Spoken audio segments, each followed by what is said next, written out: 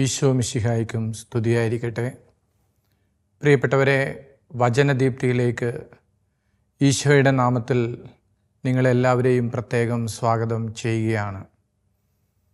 ദൈവവചനത്തിൻ്റെ പ്രകാശം ജീവിതത്തിൽ അനുഭവിക്കുവാൻ ഗുഡ്നസ് ചാനലിലൂടെ ദൈവമൊരുക്കുന്ന ശുശ്രൂഷയാണ് വചനദീപ്തി. യഥാർത്ഥത്തിൽ ദൈവത്തിൻ്റെ വചനമാണ് ഒരുവൻ്റെ ജീവിതത്തെ പ്രകാശിപ്പിക്കുന്നത്. യെശയ്യാ പ്രവാചകൻ്റെ പുസ്തകത്തിൽ 9-ാം അധ്യായത്തിൽ വാക്യം 2, അന്ധകാരത്തിൽ കഴിഞ്ഞ ജനം മഹത്തായ ഒരു പ്രകാശം കണ്ടു, കൂരിരുട്ടിൻ്റെ ദേശത്ത് വസിച്ചിരുന്നവരുടെ മേൽ പ്രകാശം ഉദിച്ചു. പ്രിയപ്പെട്ടവരെ, ഐസയാ ദീർഘദർശി ഈ വചനം പങ്കുവെക്കുന്ന കാലഘട്ടം ഏകദേശം 700-ലധികം വർഷത്തിന് ശേഷം സംഭവിക്കാൻ പോകുന്ന ഒരു കാര്യത്തെക്കുറിച്ചാണ് പ്രവാചകൻ പ്രവചിക്കുന്നത്. എന്താണ് ഈ പ്രവചനം? അന്ധകാരത്തിൽ കഴിഞ്ഞ ജനം മഹത്തായ ഒരു പ്രകാശം കണ്ടു. പാപം ഒരു മനുഷ്യൻ്റെ ജീവിതത്തെ ഇരുട്ടിലേക്ക് കൊണ്ടുപോകുമ്പോൾ, പാപം ചെയ്ത വ്യക്തി അവൻ്റെ ജീവിതം അന്ധകാരത്തിലായി തീരുമ്പോൾ, അങ്ങനെ അന്ധകാരത്തിലായിരുന്ന ജനത്തിൻ്റെ മേൽ ദൈവം ഒരുക്കിയ പ്രകാശമാണ് ക്രിസ്തു. അതുകൊണ്ടാണ് ആസന്ന ഭാവിയിൽ സംഭവിക്കാൻ പോകുന്ന കാര്യം പ്രവാചകൻ പ്രവചിക്കുന്നത്. അന്ധകാരത്തിൽ കഴിഞ്ഞ ജനം മഹത്തായ ഒരു പ്രകാശം കണ്ടു, കൂരിരുട്ടിൻ്റെ ദേശത്ത് വസിച്ചിരുന്നവരുടെ മേൽ പ്രകാശം ഉദിച്ചു. പ്രിയപ്പെട്ടവരെ, ക്രിസ്തുമസിന് വേണ്ടി ഒരുങ്ങിക്കൊണ്ടിരിക്കുന്ന കാലഘട്ടമാണ്. ക്രിസ്തുമസ് രാവിനെ മനോഹരമാക്കി മാറ്റുന്ന നക്ഷത്രങ്ങൾ ആകാശത്തും വീടുമുറ്റത്തുമൊക്കെ തെളിയുമ്പോൾ, എന്താണ് ഈ നക്ഷത്രങ്ങൾ നമ്മളോട് സംസാരിക്കുന്നത്? ഭാവിയിൽ സംഭവിക്കാൻ പോകുന്ന കാര്യം യെശയ്യാ പ്രവാചകനിലൂടെ ദൈവം സംസാരിച്ചതാണ് നാം ഇപ്പോൾ വായിച്ചത്. അന്ധകാരത്തിൽ കഴിഞ്ഞ ജനം മഹത്തായ ഒരു പ്രകാശം കണ്ടു. ഇരുട്ടിലായിരിക്കുന്നവരെ സംബന്ധിച്ച്, അന്ധകാരത്തിലായിരിക്കുന്നവരെ സംബന്ധിച്ച് അവരുടെ ജീവിതത്തിൻ്റെ മുഴുവൻ പ്രതീക്ഷയും പ്രകാശത്തെക്കുറിച്ചാണ്. യഥാർത്ഥത്തിൽ ഈ പ്രകാശം കണ്ടത് അന്ധകാരത്തിൽ കഴിഞ്ഞ ഒരു ജനമാണ്. കൂരിരുട്ടിൻ്റെ ദേശത്ത് വസിച്ചിരുന്നവരുടെ മേൽ പ്രകാശം ഉദിച്ചു. യേശു എന്ന പ്രകാശം. ഈശോ ഒരിക്കൽ പറഞ്ഞല്ലോ, ഞാൻ ലോകത്തിൻ്റെ പ്രകാശമാകുന്നു. കൂരിരുട്ടിൻ്റെ ദേശത്ത് വസിച്ചിരുന്നവരുടെ മേൽ പ്രകാശം ഉദിച്ചു. യഥാർത്ഥത്തിൽ നമുക്കറിയാം സൂര്യൻ ഉദിക്കുന്ന അവസ്ഥ. രാത്രി നാം ഉറങ്ങി അതിരാവിലെ എഴുന്നേൽക്കുമ്പോൾ ചിലപ്പോഴൊക്കെ സൂര്യൻ ഉദിക്കുന്നത് നമുക്ക് കാണുവാനായിട്ട് സാധിക്കും. ഇരുട്ടിലായിരിക്കുന്ന, അന്ധകാരത്തിലായിരിക്കുന്ന ഒരു ലോകത്തിലേക്ക് ഇതാ പ്രകാശം ഉദയം ചെയ്യുകയാണ്. യഥാർത്ഥത്തിൽ ഒരു മനുഷ്യൻ്റെ ജീവിതം എപ്പോഴാണ് ഇരുട്ടിലായി മാറുന്നത്? പാപം അവൻ്റെ ജീവിതത്തിൽ ഭരണം നടത്തുമ്പോൾ, അല്ലെങ്കിൽ പാപത്തിൻ്റെ പ്രവർത്തികളിൽ അവൻ ഏർപ്പെട്ടിരിക്കുമ്പോൾ, പ്രിയപ്പെട്ടവരെ, അവൻ്റെ ജീവിതം ഇരുട്ടിലായി മാറുകയാണ്. അങ്ങനെ ഇരുട്ടിലായിരിക്കുന്നവർക്ക് വേണ്ടി ദൈവമൊരുക്കിയ നക്ഷത്രമാണ് ക്രിസ്തു. അതുകൊണ്ടായിരിക്കാം യേശുവിൻ്റെ ജനന സമയം പാതിരാവിലാണെങ്കിലും ആ പാതിരാവിൽ ആകാശത്തൊരു നക്ഷത്രം ഉദിച്ചു. പാതിരാവിൽ ആകാശത്തുദിക്കുന്ന നക്ഷത്രം വിളിച്ചു പറയുന്നത് എന്താണ്? ഇനിമേൽ നിങ്ങൾ അന്ധകാരത്തിലല്ല, ഇനിമേൽ നിങ്ങൾ ഇരുട്ടിലല്ല, ദാ ലോകത്തിൻ്റെ പ്രകാശം ഉദയം ചെയ്തിരിക്കുന്നു. പ്രിയപ്പെട്ടവരെ, നമ്മൾ യേശുക്രിസ്തുവിൽ വിശ്വസിക്കുന്നവരാകാം. യേശുവിനെ രക്ഷകരും നാഥനുമായി സ്വീകരിച്ചിരിക്കുന്നവരാകാം. എന്നാൽ ക്രിസ്തുവെന്ന പ്രകാശം നമ്മുടെ ജീവിതത്തെ പ്രകാശിപ്പിക്കുന്നുണ്ടോ? ആ പ്രകാശം നമ്മളിൽ നിന്ന് പുറപ്പെടുന്നുണ്ടോ? ആ പ്രകാശം നമ്മളിൽ നിന്ന് പുറപ്പെടുമ്പോഴാണ് പ്രിയപ്പെട്ടവരെ ക്രിസ്തുമസിന് അർത്ഥമുണ്ടാകുന്നത്. ഇനിയുള്ള ഓരോ ദിവസവും രക്ഷകൻ്റെ വരവിന് വേണ്ടി കാത്തിരിക്കുന്ന ദൈവജനത്തെപ്പോലെ പ്രിയപ്പെട്ടവരെ യേശുക്രിസ്തുവിനെ സ്വീകരിക്കുവാൻ കുറെ കൂടി നമ്മുടെ ഹൃദയത്തെ തുറക്കുവാനായിട്ട് നാം ഒരുങ്ങുന്ന ഒരു കാലഘട്ടത്തിലൂടെയാണ് നമ്മൾ കടന്നു പോകുന്നത്. ഒരുപക്ഷെ ജീവിതത്തിലെ ഏതെങ്കിലും ഒരവസ്ഥ നമ്മുടെ ജീവിതത്തെ ഇരുട്ടിലാക്കി മാറ്റിയിട്ടുണ്ടോ? അന്ധകാരം മൂടിയിരിക്കുന്ന ഒരവസ്ഥയിലാണോ? ചിലപ്പോൾ നമ്മുടെ മാനസിക അവസ്ഥ വിളിച്ചു പറയുന്നത് ഇത്തരം ഇരുട്ടിൻ്റെ അനുഭവങ്ങളെക്കുറിച്ചായിരിക്കാം. നമ്മൾ കടന്നു പോകുന്ന ചില വിഷയങ്ങൾ, അത് ഏത് അവസ്ഥയുമാകട്ടെ, നാം നേരിടുന്നത് ഒരു സഹനത്തെയാണെങ്കിൽ ആ സഹനം പോലും നമ്മുടെ ജീവിതത്തെ ഇരുട്ടിലാക്കി മാറ്റുന്ന ഒരനുഭവം നമുക്ക് അനുഭവപ്പെടുന്നുണ്ടോ? നാളെയിലേക്ക് നോക്കുമ്പോൾ ആ നക്ഷത്രം കാണുവാനായിട്ട് എനിക്ക് സാധിക്കാത്ത വണ്ണം ഞാൻ അന്ധകാരത്തിലാണോ? അങ്ങനെയാണെങ്കിൽ പ്രിയപ്പെട്ടവരെ, യേശുക്രിസ്തുവെന്ന പ്രകാശം അന്ധകാരത്തിൽ സ്ഥിതി ചെയ്തിരുന്ന ദേശത്ത് ഉദിച്ച ആ പ്രകാശം നമ്മുടെ ജീവിതത്തെയും പ്രകാശിപ്പിക്കുവാനായിട്ട് നമ്മുടെ ഹൃദയം ഈ രക്ഷകന് വേണ്ടി നമുക്ക് തുറന്നു കൊടുക്കാം. നമ്മൾ എടുക്കുന്ന ചില തീരുമാനങ്ങൾ, ആ തീരുമാനങ്ങളാണ് ഈ പ്രകാശത്തെ സ്വീകരിക്കുവാൻ നമ്മുടെ ഹൃദയത്തെ ഒരുക്കുന്നത്. ഇന്ന് ഈ ദൈവത്തിൻ്റെ വചനം കേട്ടുകൊണ്ടിരിക്കുമ്പോൾ എത്ര പേരുടെ ഉള്ളിൽ ആഗ്രഹമുണ്ട് മറ്റുള്ളവർക്ക് വേണ്ടി പ്രകാശിക്കുവാൻ? എൻ്റെ ജീവിതം പ്രകാശമെന്ന വാക്കിന് അർത്ഥമായി തീരുവാൻ. കർത്താവേ, എൻ്റെ ഹൃദയത്തെ ഒരുക്കണമേ എന്നുള്ളതാണ് ഈ ദിവസങ്ങളിലെ ഏറ്റവും നല്ല പ്രാർത്ഥന. പ്രിയപ്പെട്ടവരെ, വചനം മാംസമായി നമ്മുടെ ഇടയിൽ വസിച്ചു. എങ്ങനെയാണ് ഈ രക്ഷകൻ്റെ വരവിന് വേണ്ടി നമുക്ക് ഒരുങ്ങുവാനായിട്ട് സാധിക്കുന്നത്? ദൈവവചനത്തെ സ്വീകരിക്കുമ്പോൾ ഈ വചനദീപ്തി എന്ന് പറയുന്ന ഈ ശുശ്രൂഷ നമ്മുടെ ജീവിതത്തിന് അർത്ഥമായി മാറുന്നതിന് ഒരൊറ്റ കാരണം മാത്രമേ ഉള്ളൂ. ഈ ശുശ്രൂഷയിലൂടെ അനേകായിരങ്ങൾ ദൈവവചനത്തിൻ്റെ മാധുര്യം തിരിച്ചറിയുന്നു. ആ വചനം അവരുടെ ജീവിതത്തെ മാറ്റുന്ന തലത്തിലേക്ക് ദൈവവചനത്തിൻ്റെ പ്രകാശം അനേകരുടെ ജീവിതത്തെ മാറ്റിമറിക്കുന്നതിന് കാരണമായി മാറുന്നു. ഇന്ന് ഈ വചനം ശ്രവിച്ചു കൊണ്ടിരിക്കുമ്പോൾ തന്നെ മത്തായി എഴുതിയ സുവിശേഷം 4-ാം അധ്യായത്തിൽ 16-ാമത്തെ വാക്യത്തിൽ പറഞ്ഞതെന്താ? അന്ധകാരത്തിൽ സ്ഥിതി ചെയ്തിരുന്ന ജനങ്ങൾ വലിയ പ്രകാശം കണ്ടു. മരണത്തിൻ്റെ മേഖലയിലും നിഴലിലും വസിച്ചിരിക്കുന്നവർക്കായി ഒരു ദീപ്തി ഉദയം ചെയ്തു. സുവിശേഷകൻ നമ്മെ ഓർമ്മിപ്പിക്കുന്നത് അന്ധകാരത്തിൽ സ്ഥിതി ചെയ്തിരുന്ന ജനങ്ങൾ വലിയ പ്രകാശം കണ്ടു. യഥാർത്ഥത്തിൽ യേശുവിനെ കാണുക എന്ന് പറയുമ്പോൾ നമ്മുടെ ജീവിതത്തിൽ വലിയ പ്രകാശം സ്വീകരിക്കുക എന്നാണ് അർത്ഥം. പലപ്പോഴും ക്രിസ്തുമസ് പ്രത്യേകിച്ച് കുട്ടികളെ സംബന്ധിച്ച് കണ്ണിനേറെ ആകർഷണമുള്ളതും ഏറ്റവും കൂടുതൽ ആഗ്രഹിക്കുന്നതുമായ ദിവസങ്ങളാണ് ക്രിസ്തുമസ് ദിനങ്ങൾ. ഓരോ വീടിൻ്റെ മുമ്പിലും നക്ഷത്രങ്ങൾ തെളിയുമ്പോൾ ആ നക്ഷത്രങ്ങൾ വിളിച്ചു പറയുന്നത് അന്ധകാരത്തിൻ്റെ ദേശത്ത് സ്ഥിതി ചെയ്തിരുന്നവരുടെ മേൽ ഉദിച്ച വലിയ പ്രകാശത്തെക്കുറിച്ചാണ്. ഏതാണ് ഈ പ്രകാശം? പ്രിയപ്പെട്ടവരെ, കാലിത്തൊഴുത്തിൻ്റെ മുകളിൽ തെളിഞ്ഞ ഈ നക്ഷത്രം യഥാർത്ഥത്തിൽ ആ നക്ഷത്രത്തിൻ്റെ മഹത്വം നമ്മൾ തിരിച്ചറിയുന്നത് കാലിത്തൊഴുത്തിൽ ജനിച്ച ക്രിസ്തുവിനെ ധ്യാനിക്കുമ്പോഴാണ്. ദൈവവചനം ധ്യാനിക്കുമ്പോൾ, ദൈവവചനം സ്വീകരിക്കുമ്പോൾ യഥാർത്ഥത്തിൽ നമ്മൾ ഈ യേശുവിനെയാണ് കണ്ടുമുട്ടുന്നത്. ജീവിതത്തിലെ ഏതവസ്ഥയാണ് നമ്മുടെ ജീവിതത്തെ ഇരുട്ടിലാക്കി മാറ്റുന്നത്? നമ്മുടെ ജീവിതത്തിലെ സഹനങ്ങളാണോ? നമ്മുടെ ജീവിതത്തിലെ വീഴ്ചകളാണോ? നമ്മുടെ ജീവിതത്തിലെ കുറവുകളാണോ?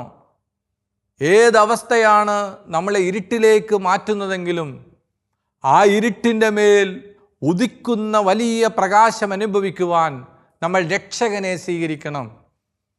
അതുകൊണ്ടാണ് അനേകർ വിളിച്ചു പറഞ്ഞത്, 1000 കാലിത്തൊഴുത്തിൽ ക്രിസ്തു ജനിച്ചാലും ക്രിസ്തു നിൻ്റെ ഹൃദയത്തിൽ ജനിക്കുന്നില്ലെങ്കിൽ എങ്ങനെയാണ് നിൻ്റെ ക്രിസ്തുമസിന് അർത്ഥമുണ്ടാവുക? അതുകൊണ്ട് പ്രിയപ്പെട്ടവരെ, ഹൃദയത്തിൽ പ്രകാശം ഉദിക്കുക എന്ന് പറയുമ്പോൾ ലോകത്തിൻ്റെ പ്രകാശമായ രക്ഷകനെ സ്വീകരിക്കുക എന്നതാണ് അർത്ഥം. യോഹന്നാൻ സുവിശേഷകൻ എന്താ പറഞ്ഞത്?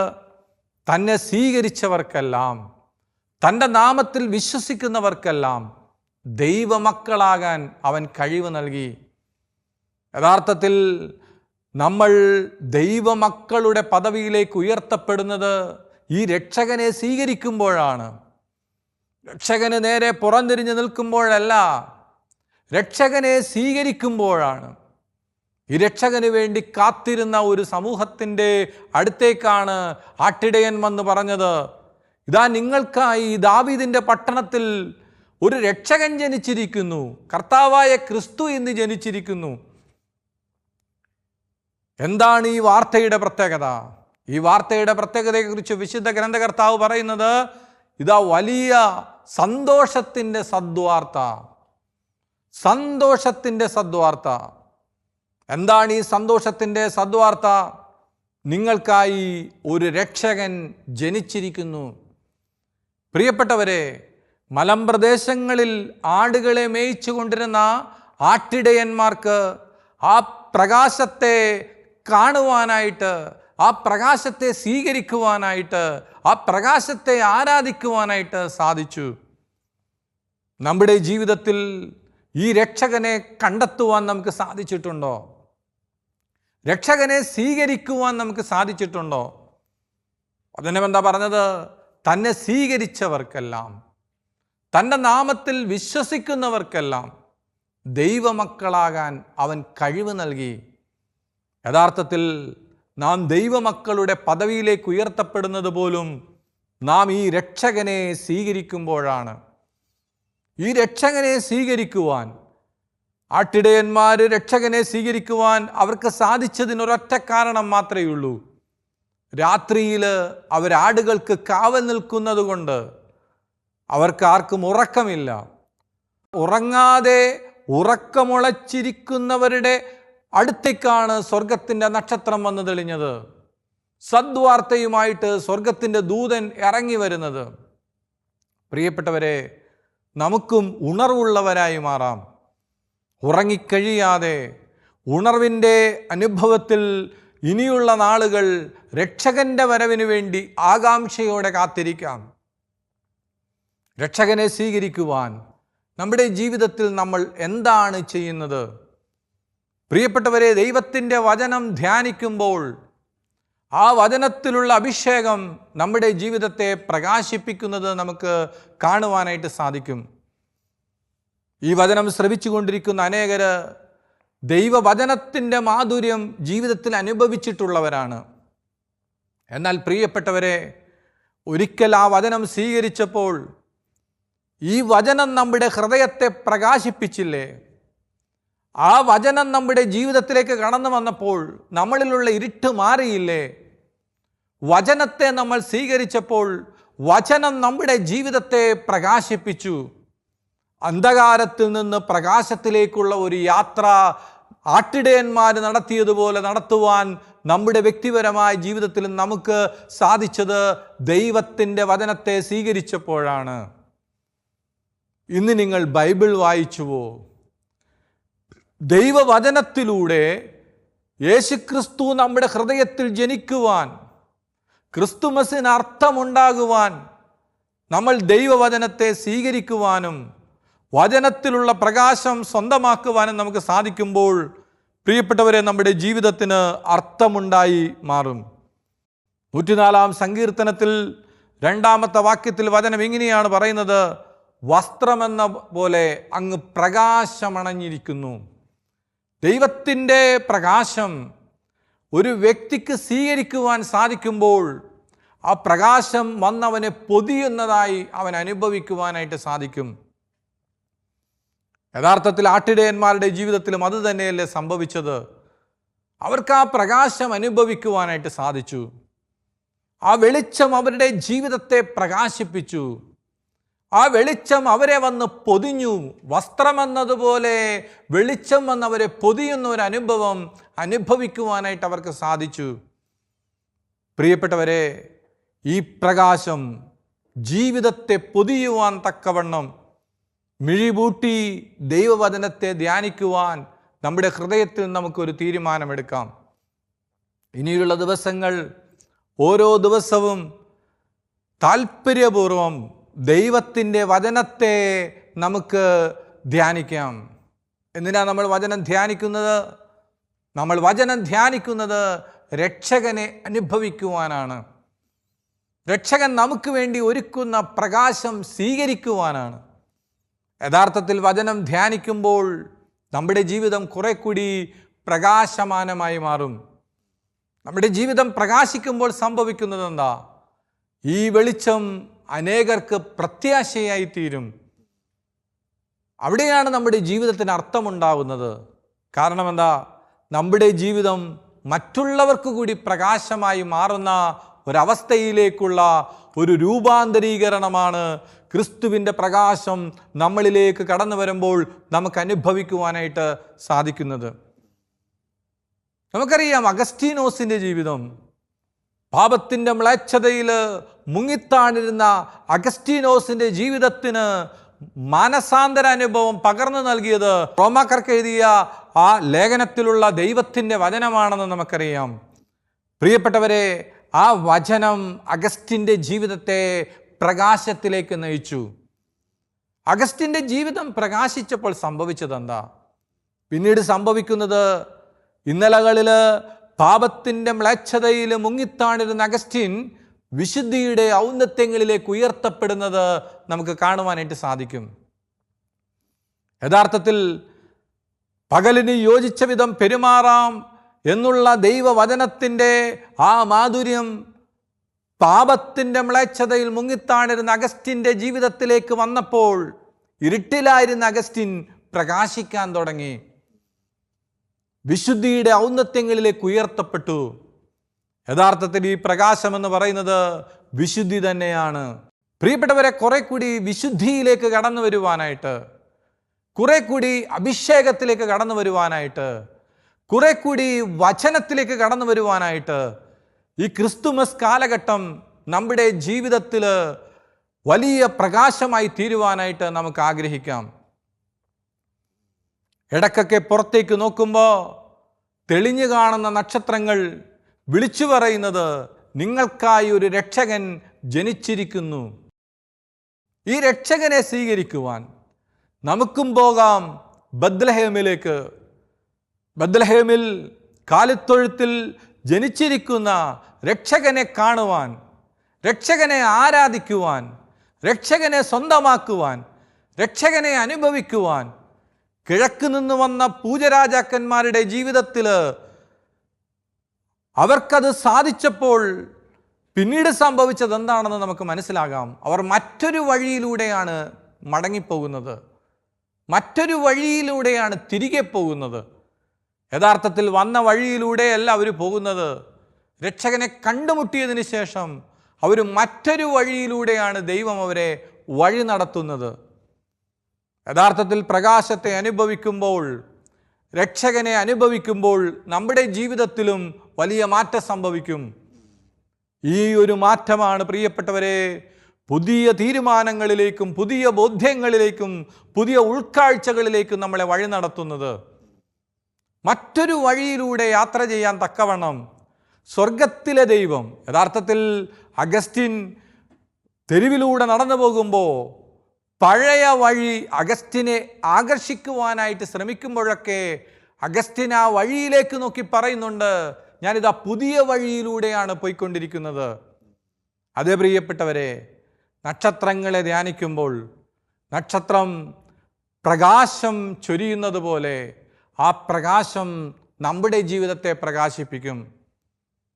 ഞാൻ ലോകത്തിൻ്റെ പ്രകാശമാണെന്ന് വിളിച്ചു പറഞ്ഞവനെ കണ്ണുകളടച്ച് ധ്യാനിക്കുമ്പോൾ, ദൈവവചനം ധ്യാനിക്കുമ്പോൾ നമ്മുടെ ജീവിതം കുറെ കൂടി പ്രകാശമാനമായി മാറും.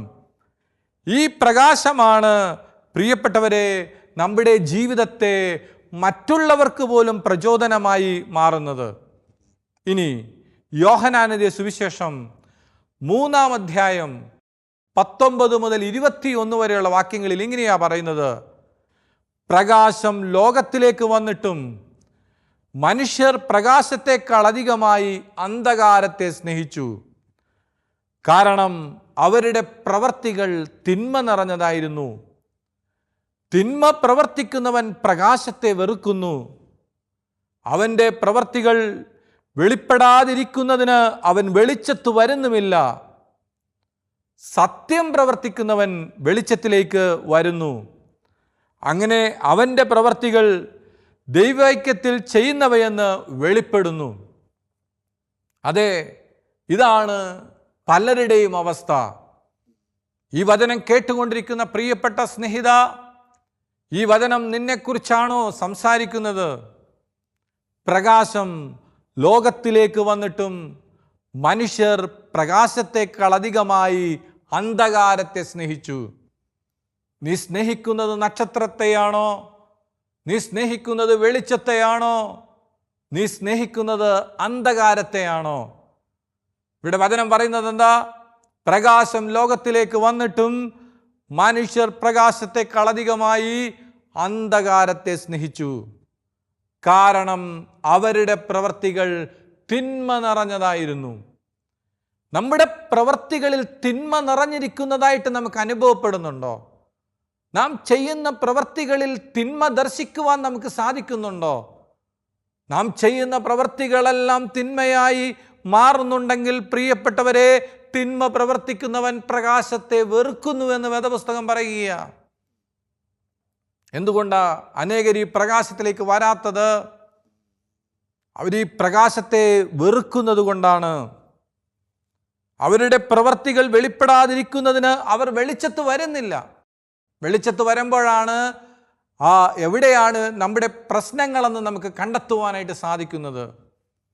അതുകൊണ്ട് പ്രിയപ്പെട്ടവരെ, ദൈവവചനം ധ്യാനിക്കുമ്പോൾ ക്രിസ്തുമസിന് വേണ്ടി ഒരുങ്ങുന്ന ഈ കാലഘട്ടത്തിൽ നമുക്ക് സ്വയം ഒരാത്മശോധന ചെയ്യാം. നമ്മൾ സ്നേഹിക്കുന്നത് പ്രകാശത്തെയാണോ അന്ധകാരത്തെയാണോ? നമ്മൾ സ്നേഹിക്കുന്നത് അന്ധകാരത്തെയാണെങ്കിൽ അതെങ്ങനെ മനസ്സിലാക്കാൻ പറ്റും? നാം ചെയ്യുന്ന പ്രവർത്തികൾ മുഴുവൻ തിന്മ നിറഞ്ഞ പ്രവർത്തികളായിരിക്കും. അതുകൊണ്ട് പ്രിയപ്പെട്ടവരെ, പ്രകാശത്തിന് നമുക്കൊരു പുതിയ നിർവചനം കൊടുക്കാം. അത് വിശുദ്ധി എന്നുള്ള നിർവചനമാണ്. അതെ, ക്രിസ്തുമസിന് വേണ്ടി നാം ഒരുങ്ങുമ്പോൾ നമുക്കൊരുങ്ങാൻ പറ്റുന്ന ഏറ്റവും നല്ല ഒരുക്കമെന്ന് പറയുന്നത് കുറെ കൂടി ആഴമായ വിശുദ്ധി പരിശീലിക്കുവാൻ, അഭ്യസിക്കുവാൻ സ്വർഗത്തിലെ ദൈവം നമ്മെ സഹായിക്കട്ടെ. വചനദീപ്തിയിലൂടെ ദൈവത്തിൻ്റെ വചനം സ്വീകരിച്ച എല്ലാവരെയും സ്വർഗത്തിലെ ദൈവം സമൃദ്ധമായിട്ട് അനുഗ്രഹിക്കട്ടെ. പ്രകാശത്തെ സ്നേഹിക്കാം, പ്രകാശത്തെ സ്വീകരിക്കാം, പ്രകാശത്തെ സ്വന്തമാക്കാം. നമ്മുടെ ജീവിതവും ഒരു പ്രകാശമായി മാറട്ടെ. വരൂ, നമുക്കും നക്ഷത്രങ്ങളെപ്പോലെ പ്രകാശിക്കാം. സ്വർഗത്തിലെ ദൈവം അനുഗ്രഹിക്കട്ടെ. പിതാവിൻ്റെയും പുത്രൻ്റെയും പരിശുദ്ധാത്മാവിൻ്റെയും നാമത്തിൽ ആമേൻ.